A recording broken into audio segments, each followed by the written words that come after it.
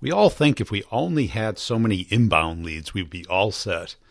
Well, that is, unless they're qualified, unless they're real, unless you have to do triage on them, unless they are looking for free consulting. Today, we got an interesting challenge. This rep has got a big territory, was the first employee at this ad agency, or I should say ad, digital marketing company. I think you'll probably recognize the name. And the problem wasn't getting leads. The problem was determining which ones are a good match, which ones can you really help, which ones are willing to spend money. And then how do you differentiate yourself when you're selling a service?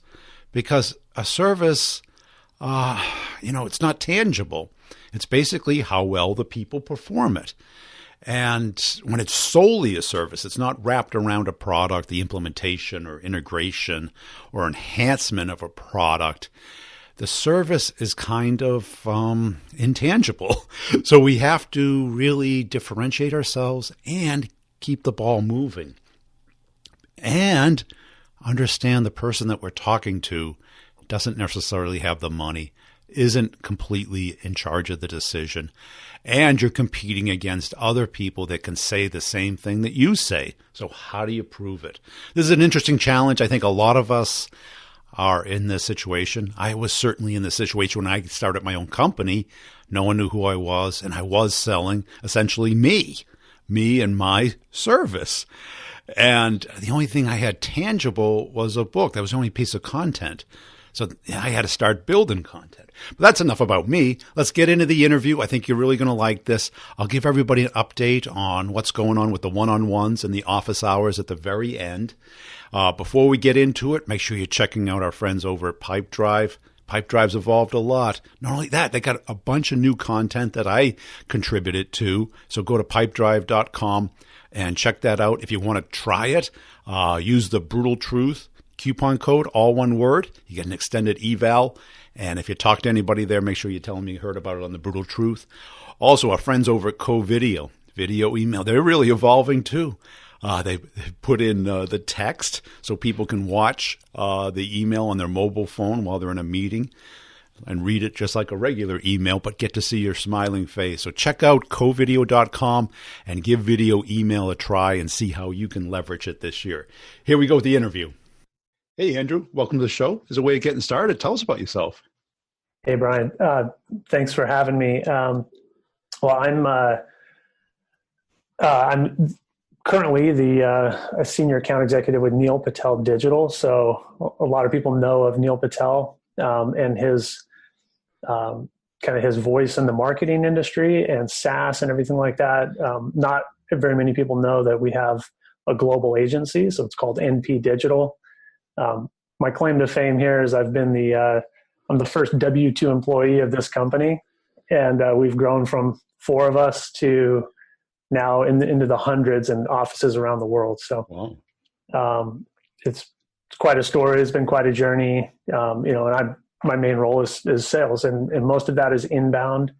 But my experience in sales goes back like 15 years. Yeah. And we could talk about that if you want, or well, let's get here. Because I find selling it like an agency, because I've sold to marketing people to get partnerships with the podcast. I don't do a digital agency or anything, and haven't followed Neal for quite a while. How did you know him? Were you friends, or were you just applying for the job? It's interesting. Neal's partner, Mike Camo, is kind of the quiet partner arm, running our agency and their partnership and these different operations we have. And it was back in early 2017, and we met through Angel List he was quietly putting the feelers out for, we're going to launch this agency officially, have a public facing entity as a digital marketing company. But I knew of Neal, and we ran in the same circles. A lot of people that kind of came out of the Dan Kennedy, old direct response marketing space, the Frank Kerns of the world, the Ryan Dices, Perry Marshalls, and Neal and Mike kind of run in that same circle. And I also did as well. So we overlapped, and I saw that, and I already knew of Neal's prominence and everything he did with Crazy Egg and Quick Sprout and Kissmetrics. And I said, well, this could be something big, and it might be something I wanted, get involved with early. So that's how we met, basically. Was it the first time you sold services versus a product? No, actually, my journey goes back to selling cars. So, and I heard someone else you interviewed said, they started in car sales. Yeah. I started back in 2005. That was my first real sales job. And I was the rookie of the year. All these great things were happening. They were like, oh, this kid's going to be amazing. And then we had this crazy winter, storms and everything. And I hit that rookie slump and thought I was a big shot, and basically collapsed. So I left sales. I left the car industry, went into restaurants, the Cheesecake Factory, realized I don't want to be managing people in a restaurant. It's the worst job ever. Oh God. Even at, a Cheesecake Factory is a great company. It's a high-end restaurant. San Francisco, Corte Madera, Marin, that's all great, but there's no life there. You're just a zombie. So I said, I've got to get out of this. Had my first child and said, I'm going back into my own business essentially. But when you run your own business, it's sales, And so my jump back in was in logistics and a trucking brokerage. My friend owned a big trucking brokerage. I started an agency within that, and it's all on you, so you're the one fulfilling and you're the one selling, just pounding on doors, pounding phones. And it took me almost a year. This was right during the recession in 2009, the worst time to get into almost any business, but trucking, trucking itself was, it was bad. And, everyone's fighting over scraps, and it took me almost a year to get anything going. And my friend just said, just keep going. And then I finally struck gold with like Forever 21, some big companies that were basically just like, name your price. We built all their stores in North America. Then I got in with a lot of the big biotech and larger electronics manufacturers out of the San Diego area. So things were really, really good. And so that was my leap back into sales and entrepreneurship. And at the same time, I realized we've got to have a better system for getting leads. So I started learning direct response marketing. That's where I entered that world of direct response and the Dan Kennedy world. That's where my circles overlapped with Neal in that process. And I kept my eye on something else, like trucking's. There's going to be some shakeups. There's going to be automation. Brokers are going to get squeezed out. just this manual process. But anyway, that was the services business that I was in for a long time. But I kept, thinking, okay, what else? What's next for me? I started other businesses, a juice business. I got into. So I started to get pretty good at marketing itself and outbound sales and copywriting. So I worked with some other tech companies, and a company out of Newport Beach, another company out of Austin, Texas, and really high ticket B2B SaaS. But that was difficult too. I kind of picked the wrong companies that were nice to haves and they weren't must haves and didn't have a lot of positioning. I was the one creating a lot of their marketing and stuff. It was tough. And then that was right before I launched into this. So that's my job. Because San Diego, is beautiful. But and there is some technology companies there, but it's kind of a lifestyle city, isn't it? It is, yeah. Right. We're known. The joke here is that nobody works. If you go down the street right now downtown or in the beaches, you were talking about some people's parents. Were entrepreneurs or they were salesmen, and he was a door-to-door salesman back in the 70s, and is an absolutely fearless communicator. He can just knock on anyone's door and just start a conversation for no reason at all. And he could probably sell you something, but he's a chiropractor. He moved into that career path. I was never that much of never an extrovert, very introverted, growing up, but my work ethic came from, having a somewhat difficult childhood and playing a lot of sports like wrestling, football, basketball, track, you name it. I've got my teeth kicked in by a lot of really tough-nosed coaches, that were just really hard, but very driven. And that's where I gained my work ethic. That's it. When I talk to anybody who's done wrestling, I never did it. My older brother did. so you get into that, doing anything to get into the weight class right Yep. below it. Oh yeah. And it's 1-to-1. You either win or lose. Yeah. And the training's It's a fight. intense. Yep. Yeah. Yeah. They would crank up the heat in the wrestling room, close all the doors, turn the heat up to like 120 degrees. And, guys are just passing out, and coaches are like, get up, Yeah. No water. I don't care if you're puking. Yeah. No. Yeah. This was back in the early mid 90s when that stuff still happened. Coaches thought drinking water was for sissies, and, so what if you're puking, just keep going, Yeah. Well, that's perfect training for sales. Yeah, it really is, because it's all on you.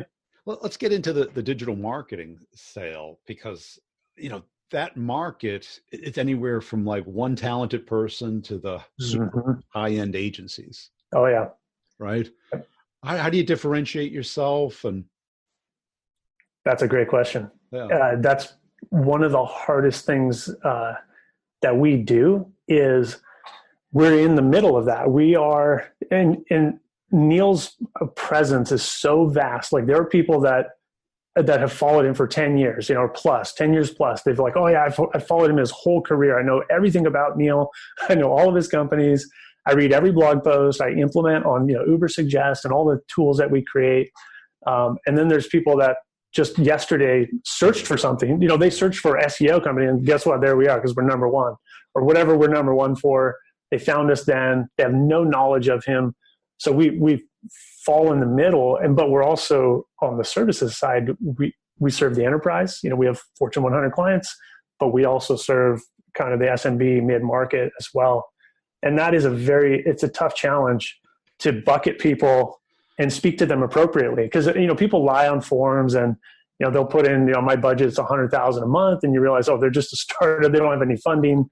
And how do you delicately move that person from, where did that money come from? And do you really have that budget? And then like moving them over to a different person to speak to them, and that's, I've always been in the middle of it where I can sell to both sides. I've been an entrepreneur. I've been, sold to CFOs of, Xerox and stuff. So I can speak to both sides, but not everyone can. So it's difficult. How much of an adjustment was it when you first got there? Because that's it, because everyone talks the story until they have to spend the money. You mean for our clients? Getting used to qualifying them and really understanding, what do they really want? How serious are they? Are they looking for free consulting, which I bet a lot are? Oh yeah, a lot.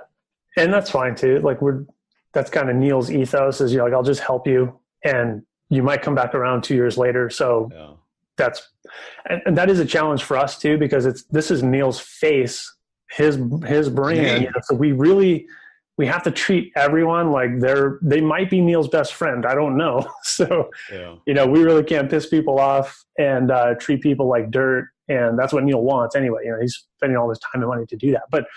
But for me, I guess as we started, we started really from ground zero and just testing different offers in the early days. This was like 3 years ago.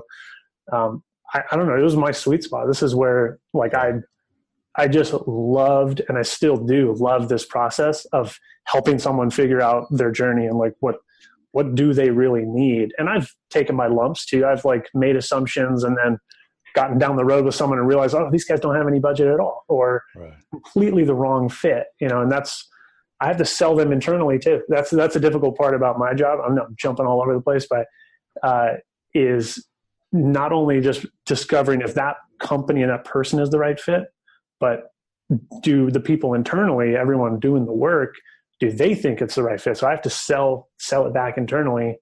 That's a challenge within our company. And what do you typically sell? Is it a retained service, or is it a packaged number of things or hours? It's typically deliverables based contracts. Like we don't just do retainers in most cases, but everything is really like a custom scope for us. So also very difficult. You have to understand marketing as a whole, like the concepts of it, and then how that applies to what they need specifically, because we do SEO, we do content marketing, we do paid media.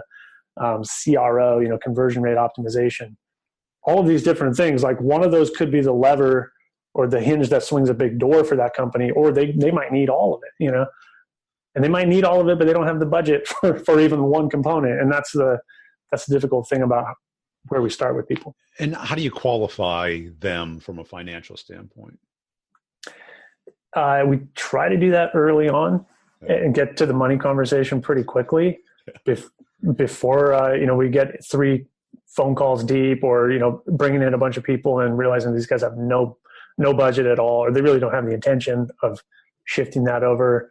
But it's just part of that first discovery call. I think that's the most important call for us as a company, is since most of it is inbound, we do some outbound and some conferences, but our website gets like 8 million visitors a month. So we're just flooded with leads. Right. So we really try to hold ourselves to that standard of, we're the prize. And if you're coming to us, then like you should be forthcoming with the information. So we try to pull that out of them through forms before they even schedule a call. Yeah. And then when we are on the call, we're validating that information in a gentle manner, not just jumping in like, hey, what's your budget? Because people they'll react to it. And we're trying to avoid reactance and then resistance. So gently leading someone through, okay, you mentioned in this form you have X budget. Is that specifically for this project you had in mind, or is that your total monthly marketing budget? Yeah. Things like that. And are they cagey about giving that information? Some people are. You're right. Yeah. But it totally depends on who we're talking to. And this is something I learned years ago, especially in like larger organizations, is the bigger the organization, the more that person identifies as that company. Like they're Negan, it's like The Walking Dead, everyone's Negan, right? Or if someone works for Qualcomm, they think they are Qualcomm. So when you ask them those questions, they're now thinking, okay, well, if I give them this information, then what are all these 5 people around me going to think about that? So you have to be careful with who if it's a CEO and I'm talking to the CEO, I can ask him directly, like, what is your budget on this specifically right here? I can be real direct. Yeah. Or if it's an entrepreneur, he's in control of the company. And when you say budget, do you mean they can afford it or not afford it, or do they value it enough to spend the money? Because you can tell if they can afford it or not by looking on the internet. Qualcomm can afford it. Right? For sure. They can buy your whole company. Of course. Easy, yeah. In a heartbeat. If they want to spend it is a different question. Right. And that's where it's such a difficult conversation, especially in marketing, because it can go any different direction. Yeah. Is helping understand what is the need first. Yeah. What are they trying to do? Are they trying to generate leads? Are they trying to build visibility for a product? I know a couple of years ago, and it's still active now, like Qualcomm they really wanted to be visible for 5G. So they wanted to rank organically for 5G. They wanted, they're running billboard ads all over the place for 5G. Before that, it was like their Snapdragon chip or whatever. But what are they trying to do marketing wise for that? That we have to know that first before we can even propose anything or uncover like how much do you need to spend to do that. Yeah. So that's why with a bigger company, it takes many more conversations to get to that point. Yeah. If it's a mid-market company and like they just need leads, and they know right now it costs them $100 to get a lead, like a qualified lead, and they need more of them, that's an easier conversation because we can just look at what they're doing now. What are you doing? Running ads on LinkedIn? Are you running ads on Facebook, Google? You're running organic? Where does it come from now? And then where do you see the most opportunity? And then we can say, well, here's what we think is the best option to go for. And here's how much it's going to cost. But we should have a good idea of what they're spending currently. Yeah. To uncover that. And I bet you also run into the people who are contacting you aren't the people that are really going to make the decision. They've been delegated. The kind of the person who's going to talk to you, and you're not talking to the right person. Yeah, but it's a big. We have a mix. There are people like just recently I did a deal with the CEO of a supplement company. Can't tell you the name of it, of course, but he reached out directly. He had recently fired some of his marketing staff, so he really had no digital marketing staff at all. And he was like, look, we've got to figure this out going direct to consumer. And we dealt with him the entire time. Yeah. He managed the whole deal and was like, all right, let's go. Boom. And, yeah, a bigger company, sometimes it might be a strategist person they're trying to get help with their specific job. Yeah. And one component of it, and we have that call and it's like, well, do we think there's opportunity here? Or is this guy is he trying to get some free advice, Right. And then ladder it up to the VPs. And do you run into the madman type situation where they go from one agency to the next agency? All the time. Really? All the time. Yeah. It's a revolving door, this industry. It's very much like the trucking industry or some other commoditized, or if there's a perceived commoditization, there's like it's just the opposite. Absolutely. But the perception is that we're all the same. You're just another digital marketing agency, right? And it's like, no, not at all. What cracks me, it cracks me. You're another wrestler, right? It's an individual. No. And there's a big difference between the top, or look at Shaun White, the snowboarder. He's from San Diego. I was just watching this documentary the other day with my kids. He won the Olympic gold and he beat everyone so badly in like his first run in Torino in Italy. He was like 4 points ahead of everyone else based on his first run. So his last run, he got to just do whatever he wanted because he was already ahead. He's light years ahead of his competition. These are Olympic athletes and he's up here, The same thing happened in Vancouver, and I feel like we're that way. Like we're the tip of the spear when it comes to digital marketing, especially when it comes to SEO and content marketing. People ask for case studies and we're like, what do you mean? Just go look at our website, just look at the rank, go search for something and let me know what you find, but even though you can still say that to someone and they go, yeah, I don't care because I'm a law firm. What other law firms do you work with? And it's a tough question because it's like, well, yeah, now you have to go back and realize, okay, we didn't hit the pain points then, because if that person's asking for case studies, they're asking for a 1-to-1 match. Like we're not there yet. We need to go back a few steps. Yeah. And so you go in and you do the beauty contest, and how do you differentiate yourself? Well, it does start in the discovery process. Yeah. It starts by getting them out of the comparison mindset. Yeah. My goal and our goal as a department, just in sales, is to just bypass that whole RFP process, to own our position as the leaders in the industry, and then make sure that we're carrying that theme and that certainty and expectancy through. That's typically what will carry us through. But we do get a lot of tough questions, and people are testing us a lot of times. They'll schedule calls with us with no intention of buying anything. They just want to beat their chest and say, like, I outsmarted Neal Patel's team. That's part of it too. So we get a mixed bag of things, but to bypass that, to like set ourselves apart, one is to demonstrate that we can help them. So usually in that process, I'm trying to hit a flash roll, which is like Oren Klaff's terminology for being able to speak about their industry in a specific way that only an insider would know. Okay. Like if it's trucking or if it's biotech or something, if I can talk about a process in their industry that only someone like of their peers would know, then automatically they don't, like, these guys get us. And now we've leapfrogged ahead of this RFP pack and like, what are your features and what are your widgets? Like they don't care about that anymore. Now they know, like, I'm on their side of the table. Yeah. So that's what we're trying to do in that early process. And when we actually do present and share with them our own findings, our own research.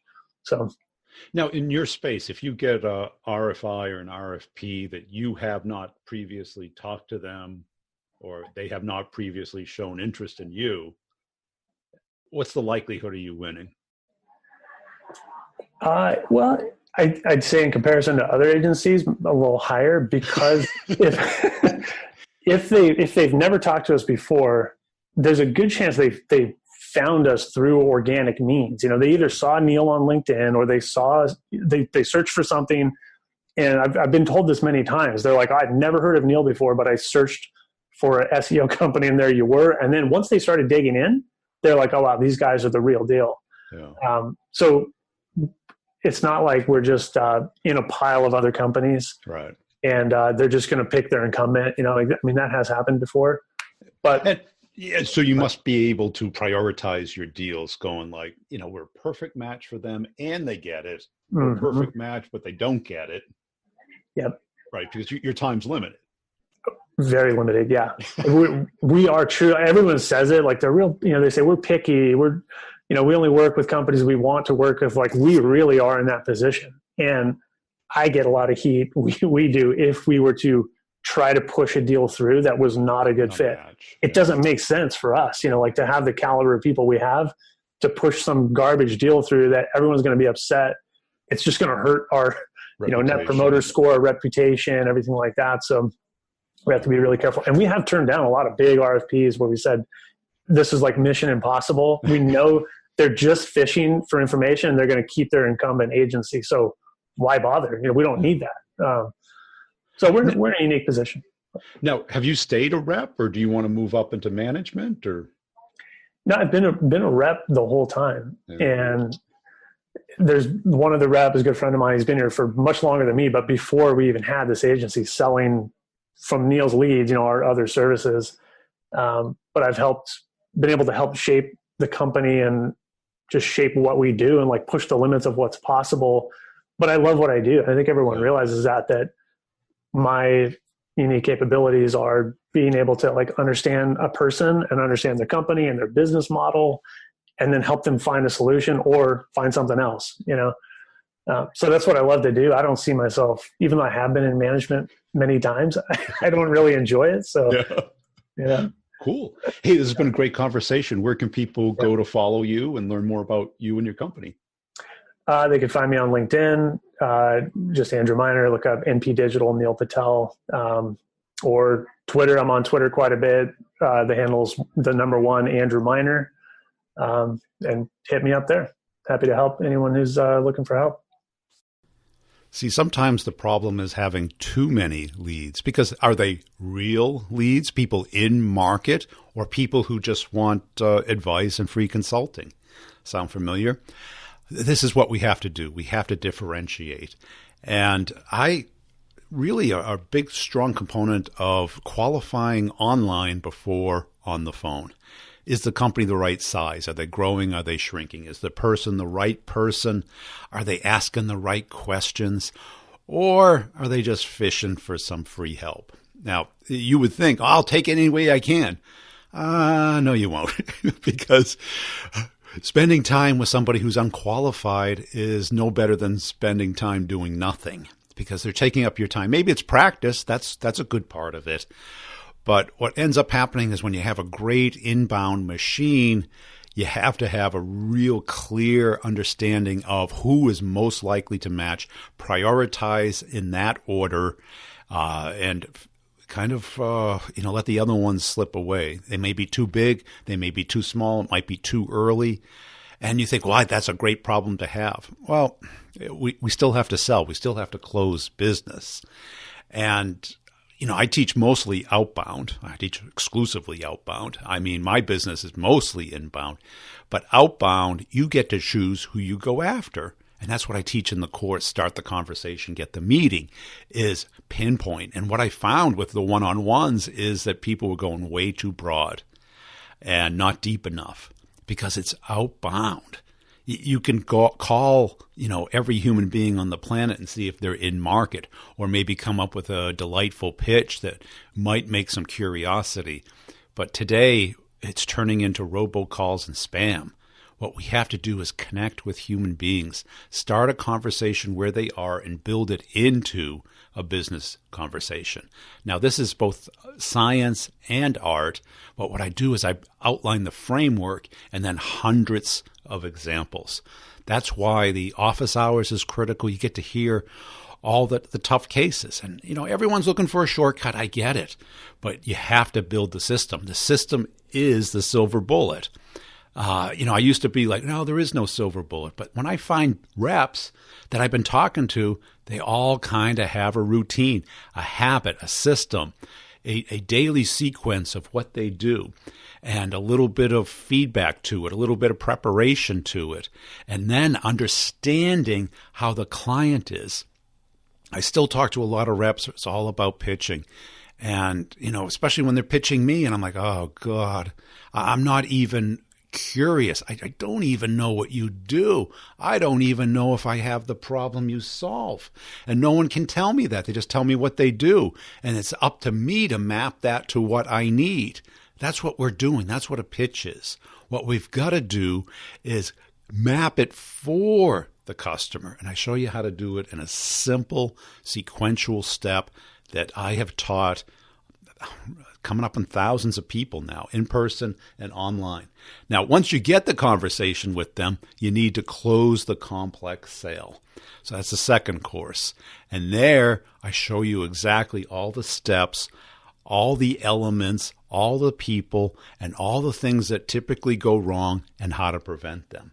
This is all about getting your close rate up, get your deal size up, reduce the time of deals, eliminate the no decision or the ghosting or the stalled deals or, going to the competition, how to lock out the competition, because our time is the most critical element that we have, and all the great salespeople get that. So go to my website, b2brevenue.com, B the letter, 2 the number, and then B revenue.com. I got a new website up. It's all cleaned up, all professionalized. I got my blog there. I got all kinds of stuff. You can get a free ebook. But what we really have to do is come up with your system. And this is what I've obsessed over for the last 25 years. I wanted to run like software. But then I found out, well, it's not a program. It's much more like AI. It's like a heuristic, but with like BI, Brian intelligence, sales intelligence, and understanding these deals. And I used to get so frustrated because the deal would get stuck, and I ran into all the same things everyone's running into, and they're all traps. They're traps that we react to. We're not thinking through the deals.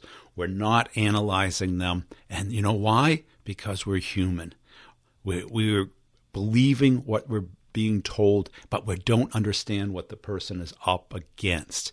I teach you about the complex sale in gory detail, help you map out your process, how to optimize it, how to anticipate, how to take a step back and become good at this.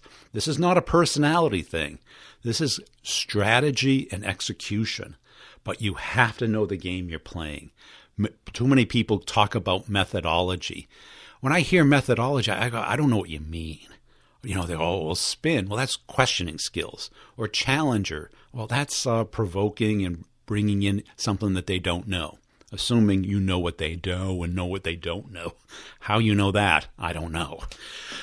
But then there's like, labeling all these. Okay, there's all these elements. And I took the courses several times. Because I did startups, and they always bring somebody in. And I liked it. It wasn't wrong. It was just incomplete. It didn't match up to the full problem. It was helpful. It was skill development, but it wasn't playing the whole game. And that's what I teach, is the whole game, from complete stranger to customer to raving fan. Let's work on that. Let's make this your profession. Don't be lazy. Don't be cheap. Don't be short-sighted. Be long-term focused on your career. You put all this money into college, put a little into your pocket. And how do you do that? You have to become better. And you can't become better until you know the game you're playing, because it's not just your smiling personality and all the list of skills. It's got to be strategy. It's got to be process. It's got to be your system. And that's what I teach. I don't teach my system. What I do is it's a meta system. It's how complex deals work. And you get to hear hundreds of people go through this. So it's not just content. It's conversation. It's one-on-one. It's coaching. And they all include office hours, an hour meetup every other Friday, all recorded and put into the course. Unlimited one-on-ones, 30-minute Zoom calls with me, applying the course to your deals so that you can talk through it with somebody whose only concern is closing that deal and helping you out and putting money in your pocket. Hey, have you checked out the other 2 podcasts, Sales Questions, Brutally Honest Answers, or the B2B Revenue Leadership Show? Great podcast. I work hard on this stuff, putting out the best content I can. If you see me on LinkedIn or you see a post of mine, funny or not, give it a little thumbs up. Help a boy out, will you? A little podcaster, little sales buddy of yours. Appreciate it. Tell somebody about the show, and we'll see you next time.